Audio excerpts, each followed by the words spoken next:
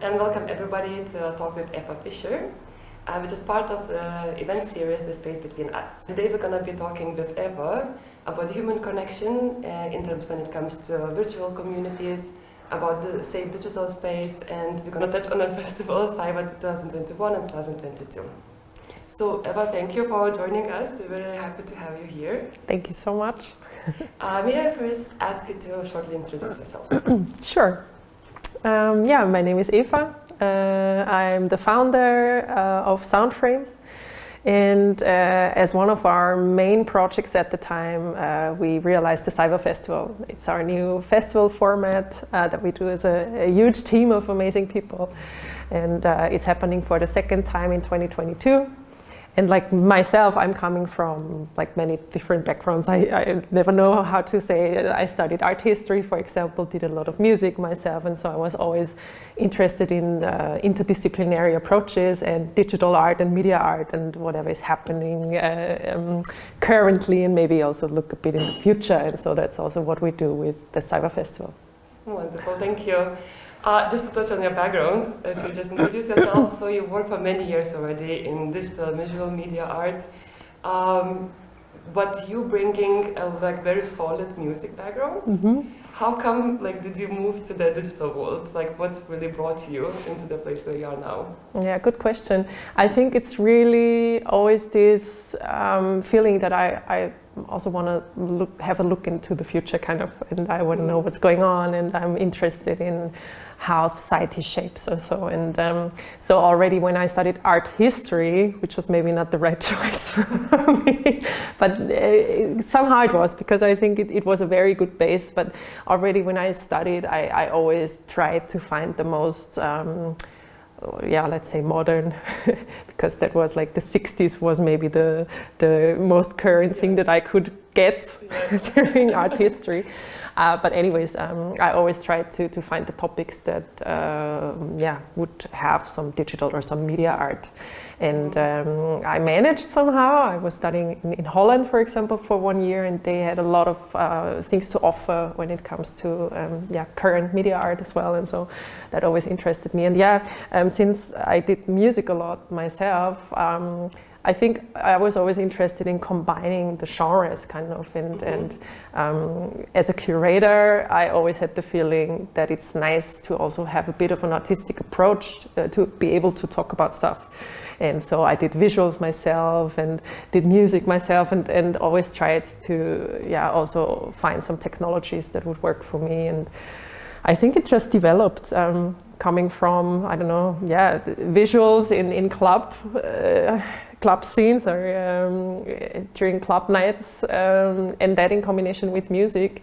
I think it was obvious when we started in 2006-07, it was still a lot of video stuff and film. But then I would say latest in 2010, you just talked about generated visuals and digital stuff. And so it was also an evolution that happened, and I was happy to be part of, kind of. Wonderful. Actually, this brings us very nicely now to the main topic that we're talking today about digital festivals. Mm-hmm. So one of the last projects that you organized, a very amazing project, is a CIVA Festival 2021 that you did this year, and actually it happened during pandemic times. It was February, right? Yes. Yes. So this festival took place purely just digitally, so it was not happening in a physical place. And if I'm not mistaken now, this festival is about immersive visual art, right? Yeah, it's CIVA, and it stands for Contemporary Immersive Virtual Art, or Visual Art as well. Yeah, so you totally. Absolutely. But the virtual also interested us a lot. And actually it was interesting because we wrote the concept during the first lockdown in 2020 in April, May. But I remember that back then we did not think that this would take so long. Kind of, but we were really interested in what was going on, and so we thought, it can also not be over in 2 months. So we're already thinking about the possibility of doing a festival virtually and online, but still I know that we had in the concept, for example, an opening weekend in physical space because yeah, that might be possible. It was not, and the longer the year took, kind of, the more we knew it would not happen, and the more the program shifted towards the virtual and the online part that we already had in the concept. And yeah, I mean, it was super interesting, and kind of like coming from a festival history, like we did the Sunframe Festival for 10 years in the physical space. It was then really interesting to see, okay, how can you take the idea of a festival and like really move it to another space, or to the virtual in that sense. And I think it was like really clear from the beginning that you cannot just copy stuff. Exactly. And it's always, a medium needs something, needs a special approach. And what would be that approach? I really would be interested. What's the difference, in your opinion, with like having organized just digital festivals, so between physical and digital? Yeah, good question. I think like the biggest learnings that I had, or that we had, was how important moderation is in the end, and how important it is to make very clear how your concept looks like, and to make it understand other people, so that they feel comfortable. Maybe I think being clear is really something that is very important, and I think that is even a learning that helps me a lot for the rest of my entire life, kind of, because being clear about stuff is never a bad thing, I guess. And so yeah, I think moderation, showing people where you find what, at least trying to, because I'm like talking about it and I don't even know if we did well, because you never know so much when you do a project yourself. But at least we tried, and I think that was really the learning. Yeah. Absolutely. I have to say, like, I really enjoyed, and maybe now we can just move like very quickly, shortly, to the technologies you were using. Yeah. Because I found it was the first festival that I ever attended via Discord platform, so I found it very fascinating, and I found it very helpful for me to navigate and to end up in the right rooms and the right artwork that I want to see in Twitch or Mozilla Hubs that we're using it. Yeah. How did you choose this technology for your team? And also, like, as I see you very like fast, forward-moving organizer, so maybe you can predict already in the future what other technology is coming in when it comes to organizing digital events and festivals. Yeah, I mean, I think also like Discord, for example, it's nothing new. So it comes from the gaming industries, and many people all around the world have been using it for years, kind of. And so I think there was a lot of a huge base that we could build on, kind of, and we learned from the best. But I think it was then interesting to adapt, kind of, and to see, okay, this is being used for, I don't know, playing games together, or for maybe other formats. How can we use it now for us? And I think we're still also in the process with learning about Discord, which is really nice. And also this year again, even if we want to go to a hybrid version now of the festival in 2022, we're still basing everything on Discord now, and have the full team communication there. And there was one person in the team, Mena, for example, she used it for another festival production and came back with a lot of learnings from that festival that we now could implement. So thank you, Mena. And so still really also learning about the technology and how we can use it for ourselves. And then, of course, when it comes to the audience, that was... it was tricky in the end, because it was also quite new for us. And to be honest, I have the feeling that many people got lost kind of on the way. And I found that a bit of a pity, but at least so we tried, kind of. And I think also on the other hand, we were able to create this space where people could meet. And that was like really the plan, because thinking about, I mean, who do I tell? But imagine your team, everyone sits at home. And also for us, it was even the case that people didn't even know each other, because festival for the first time, you build a new team. So how can you still make people get to know each other better? You cannot via email, like forget it. I don't even know how that happened like 10 years ago, how you could even organize stuff only based on emails. I don't know anymore. But yeah, so having chat groups, having the possibilities to get in touch via video in the next second, kind of be like really instant, and sharing info, even sharing GIFs. I think that made my life so much better during pandemics, like having all those memes and GIFs, and because communication is so much about emotion, right? And if you lose that, which is totally the case in an email, because like smileys, yeah, okay, they help a little bit, but yeah, that is crazy, and I think Discord really helped us. And then also when it comes to the audience, so we tried to bring people together. And I really had a feeling that you worked a lot on building strong communities within this festival, also outside of your team. Yeah.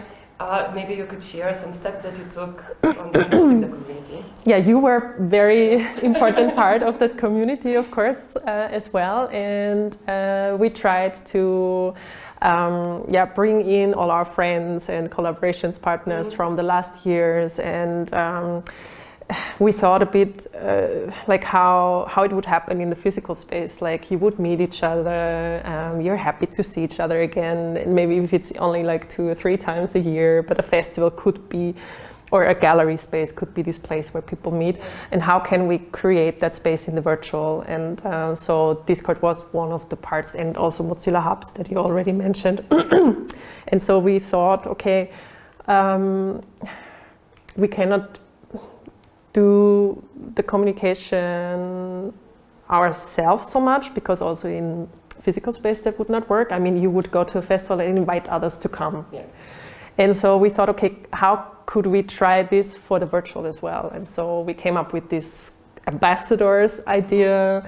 So friends and people that we would invite share their own festival experiences. And that was really nice, and I'm super happy that you also enjoyed it. You were part of it, and so we tried to have different communities in there, and also share our space, kind of, and build a platform. But then in the end, I would also like to ask you how it was for you, like how you felt about it, or how you felt about being invited to host the Discord group, or how it happened for you then during the festival? I have to say it was a very new experience for us. So as I said, it was the first time we ever used Discord, so all our team. So we were excited to join the Discord itself as a platform and to learn how it works, which is not so complicated, having used our chat channels anyways. We'll do better this year. Because I think we a bit were unsure like how to communicate this thing, because again it's very new for us, and how to collect our community in one place, so we found it quite challenging. But having seen how it happened this year in other channels, when other ambassadors were collecting people and sharing as I said, like different kind of messages, or sharing the rooms they inviting to join. It was kind of inspiring then, like what we could do, for example, for next years, and how to build up our own community. So it was more a learning process, I have to share.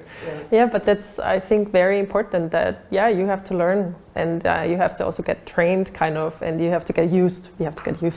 And so even if we fail sometimes, it's worth trying. And it's worth to give it a a testing phase or so, and then see what works and what doesn't work so well. And I think that's also talking about safe space, or talking about being transparent again.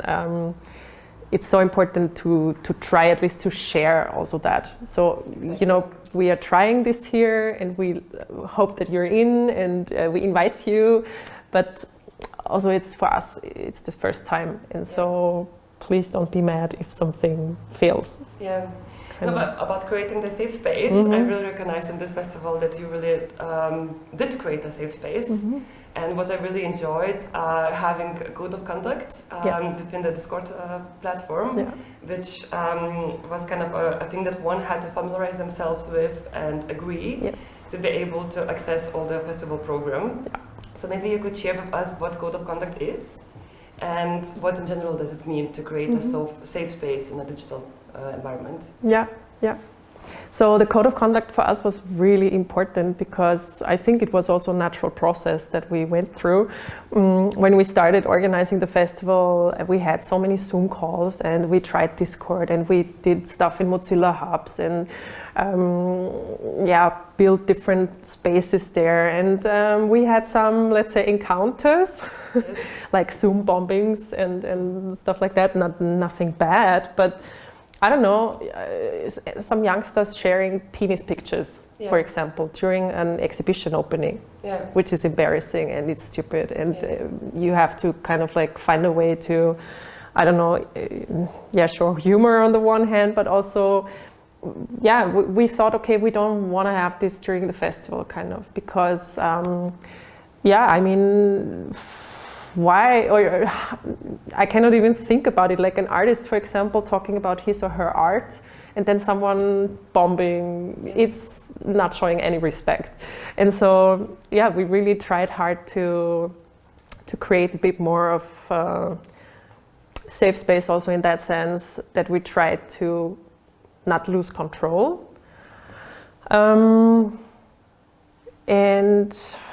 So the code of conduct was the idea to make a clear communication, as I said, to say, okay, this is our room. We invite you to our room and you are our guests and we love to have you here. But please be aware that there is no bullying in our space, that, there is no sexism, ageism, ableism, you name it. We don't want all of that. This is really a space for everyone, and everyone should feel fine and should feel comfy. And in agreeing to the terms, you would at least agree that you know about it and you know like also what kind of space you're in. And so even if then bullying can still happen, it's a bit more of a clear setting, and I think that was actually the main part. And I can totally recommend thinking about what should be in our code of conduct was already such a good learning and such a nice process.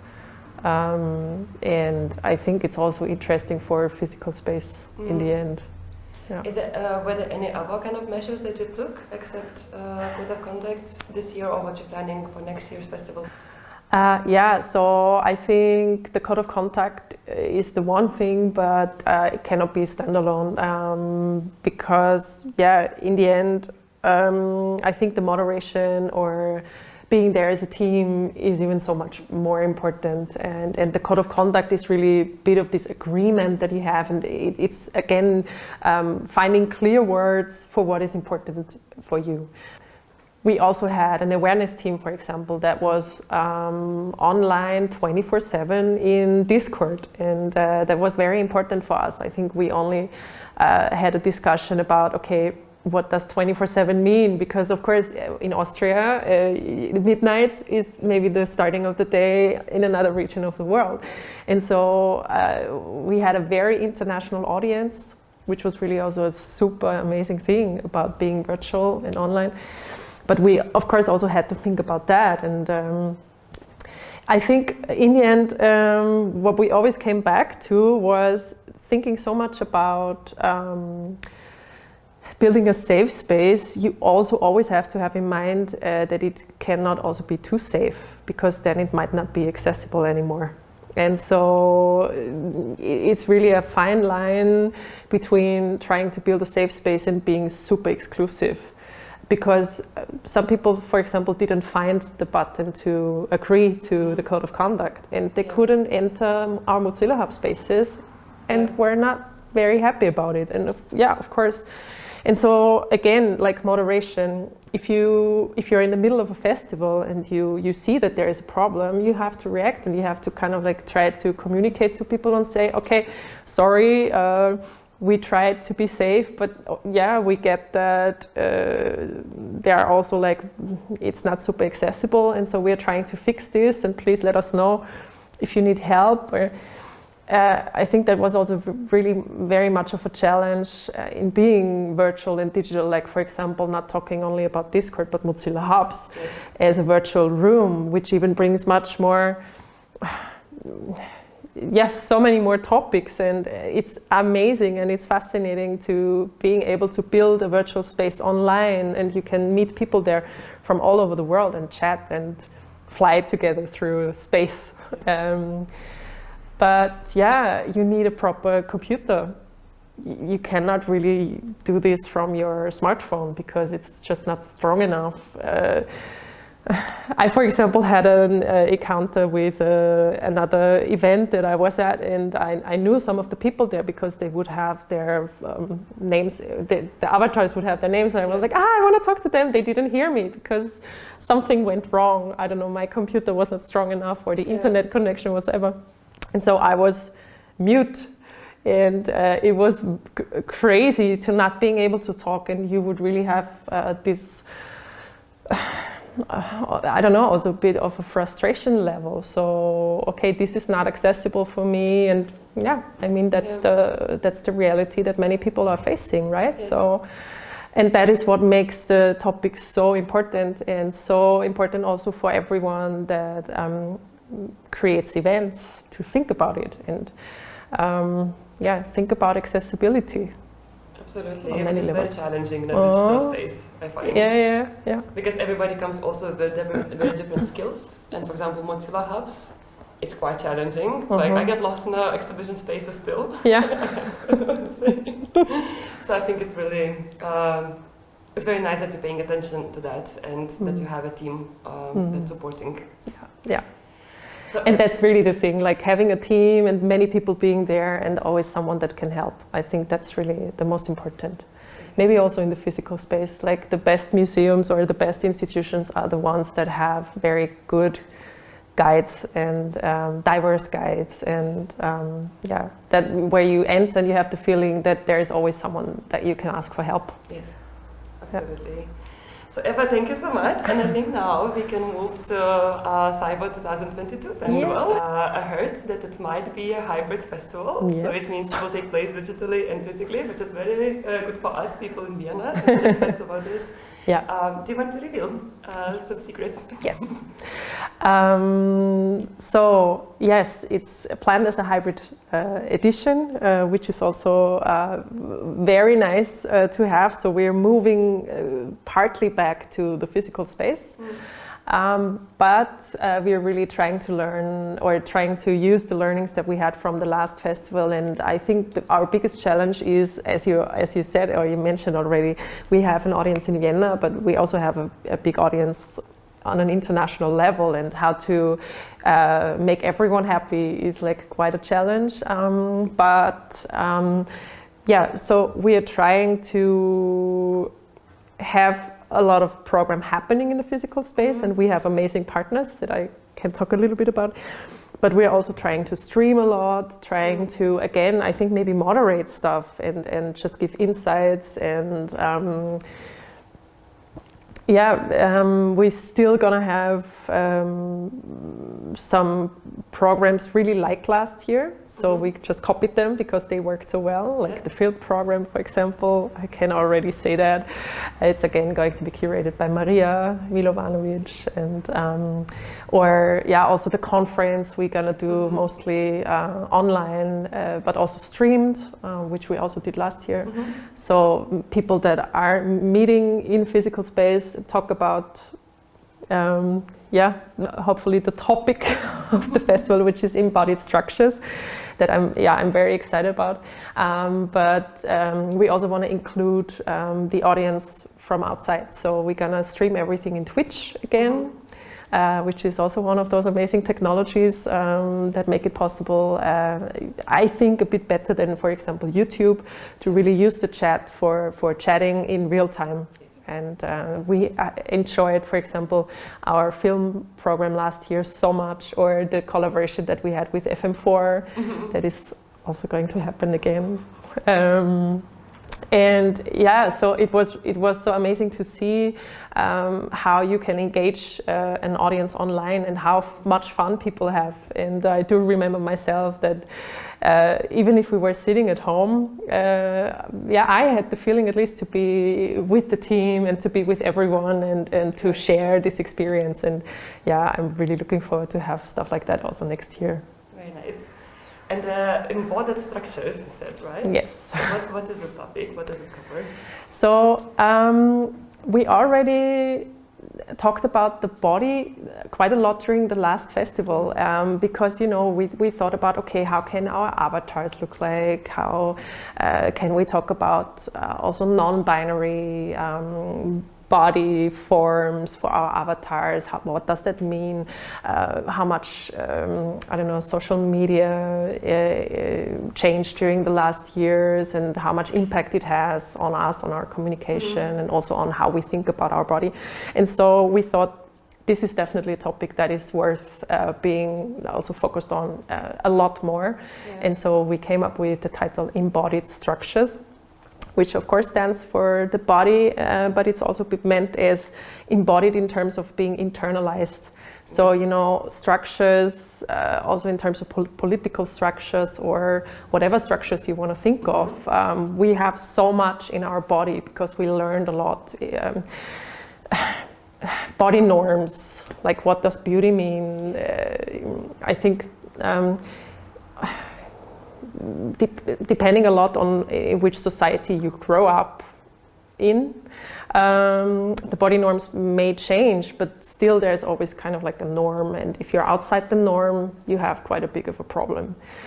And that's what we want to talk about, and we want to talk about how you might be able to unlearn stuff and to get rid of this embodied structure maybe, or find new structures, or so it's very much about learning and unlearning. It's a very exciting topic, and I think it really touches everyone kind of. And so what we look at is, of course, how artists and how I don't know, how the artistic approach looks at all of that, and how much of an experiment is going on there. And at least I think, of course, as being a curator is coming from that scene, that art always has a lot to offer when it comes to like think about topics or find new ways or have a bit of a different point of view. Yes. And so I think this is really needed kind of for the discourse. And yeah.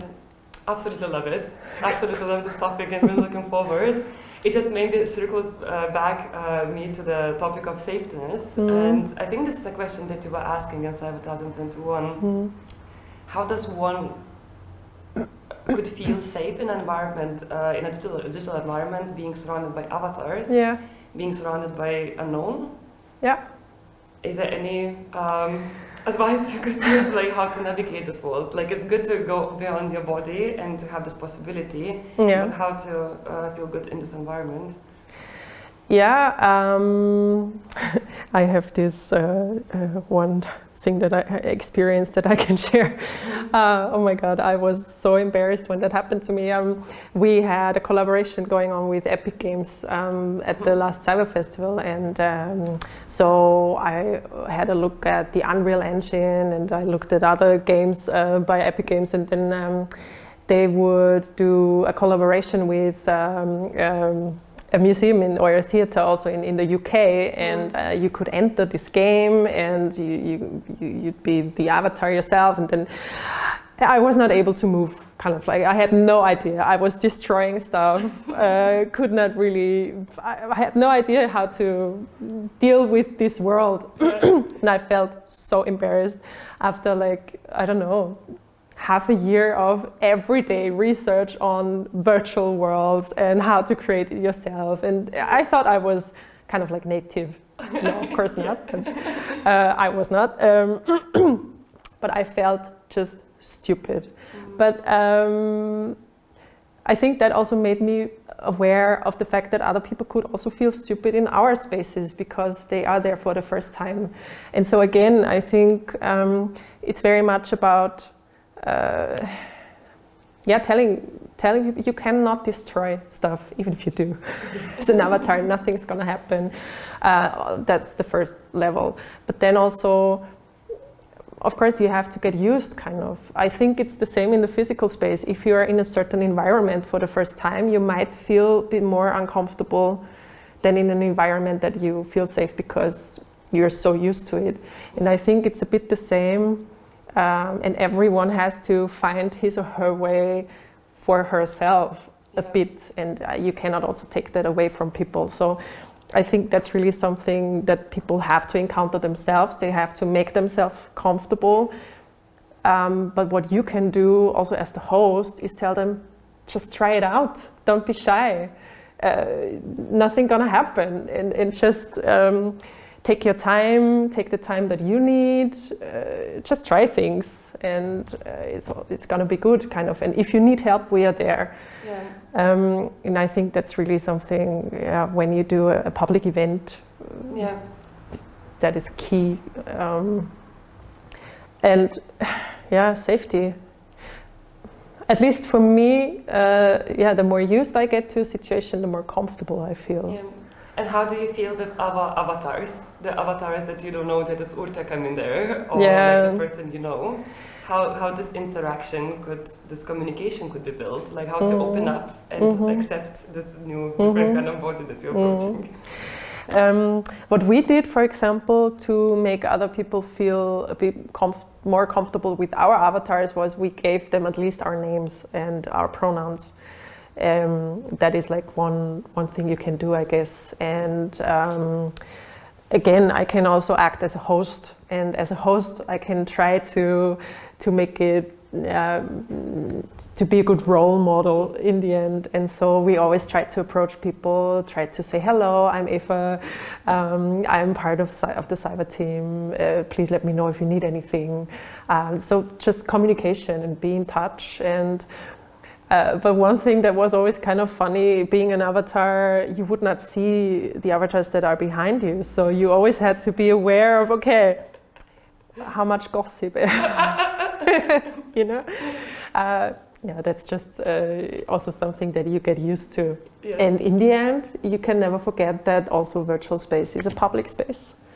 And so that's how you act, kind of. And I think that's, again, this, like, every room has different codes and has a functionality, and so you just, you get used to it. And I know that you partner up with very amazing organizations. Would you like to share with who you're going to be working into CIVA 2022? Yeah, I'm so much looking forward. Going back to the physical space means for us to be in amazing rooms in Vienna, in amazing spaces. We're going to have our CIVA Festival exhibition at Belvedere 21, and we'll have the film program at Stadtkino, and an amazing performance night and our discourse program at the Volkstheater. So it's really great partners, it's wonderful locations, and so I'm really looking forward to also be in those places. And still we're going to stream from there a lot, so that also our international audience can be part. Perfect, sounds like you have an amazing plan. So I think we're going to be wrapping up our talk, and I want to thank you again for joining. It was absolutely amazing. Do you want to share any hopes, expectations that you have for next year's festival or in general? I just, for now, I hope that the next year is going to be fine. Also, when it comes to all of our physical events, of course, I think we're all on the same page or in the same boat. So I keep my fingers crossed that our plans are going to work. And if not, we're gonna see each other in the virtual, right? Yes, exactly. Thank you so much. Thank you.